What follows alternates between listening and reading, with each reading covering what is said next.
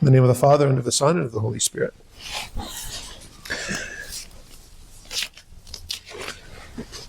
Nicodemus was an old man, and he was one of the leaders of the Jews, and the gospel today is giving us a kind of interesting picture of him. I'd expect a little kid, maybe a teenager, to act based on fear. I'm not trying to insult any teenagers. I was a teenager too, and I have fear as well. But you would expect somebody who's kind of immature to just kind of be afraid of things. Oh, I don't want people to talk about me. I remember being really young and really being overly concerned. Oh, I want to have a good reputation. I want people to like me. It was really important for me to be liked. Now in my old age, the less people think about me, the better. But when I was young, I remember feeling this need. Oh, I really, really want to be liked. It would really bother me if somebody disliked me for any reason. Nicodemus is an old man, and he's a leader in the community, and he's a very educated person, and yet the first thing we hear about him is he comes to Jesus at night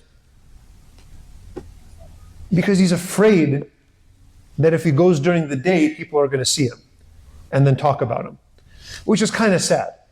Somebody at that age, at that station, you should really have more strength than that, more power than that. And then he goes to Jesus, and look, it's a good thing to go to Jesus. And Nicodemus, though he's an older man and he's a leader, he calls Jesus rabbi. That's a very humble thing to say. Jesus was probably half his age.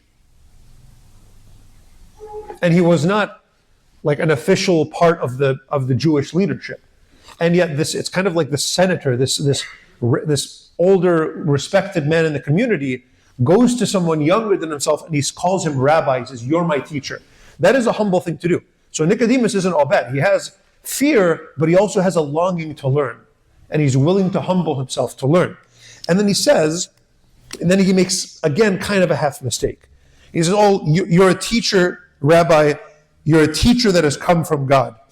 Because no one can do these signs unless God is with him." Yeah, Jesus is a teacher. But is that the truth of who Jesus is? No. Jesus is not just a teacher. And Nicodemus, again, I think out of fear, doesn't want to say, "Rabbi, you're the Son of God."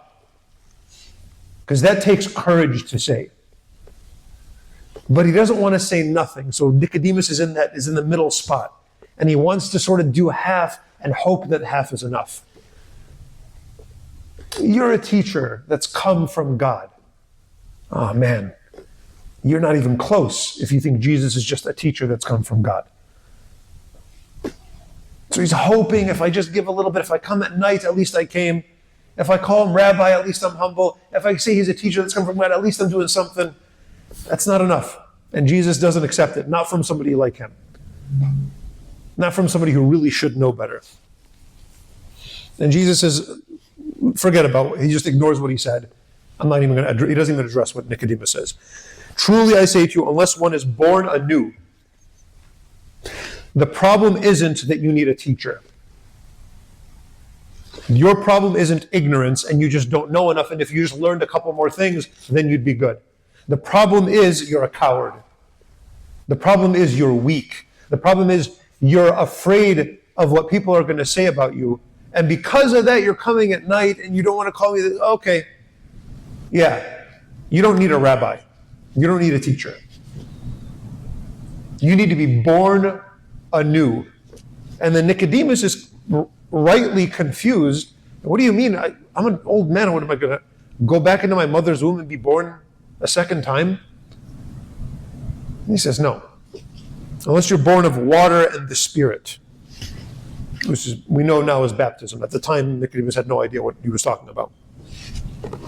And then Jesus says this very mysterious line. He says, "The wind blows where it wills, and you hear the sound of it, but you do not know where it comes from or where it goes. So it is with everyone who is born of the Spirit." This is a very, very bizarre line. I spent hours thinking about this. And every time this gospel shows up, I just get fixated on that line. I have no idea what he's talking about. Maybe I have an idea this time. The wind blows where it wills. and you hear the sound of it.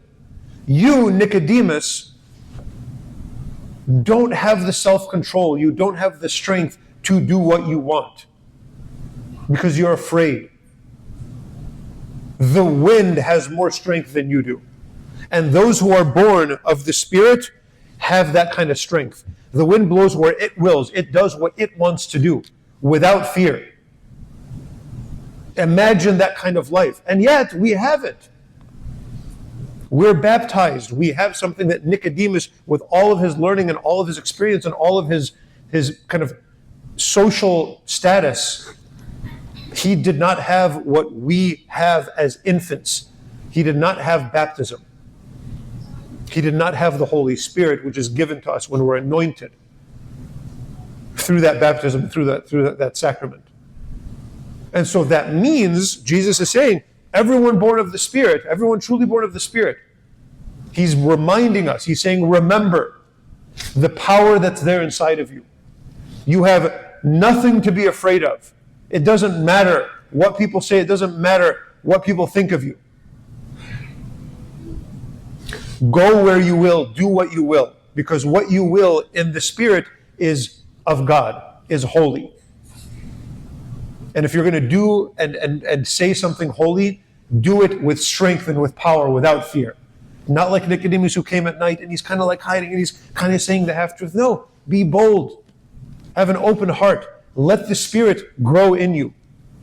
Let the Spirit take over you, conquer you, so that in God's will you can go forward and be like the wind. You can be like a hurricane. And Nicodemus, he goes there at night and he's like whispering to Jesus. You have no effect like that. And Jesus says, no. The wind blows where it wills and you hear the sound of it. You hear the sound of it. And so let the Holy Spirit speak into your heart. Listen to the Holy Spirit, first of all, in your prayer, in your silence. But then when you hear God's voice speaking, stirring your heart, then speak with boldness and speak with love. Because that boldness and that love is of God. And let God speak through you so that others can hear that Spirit as you speak.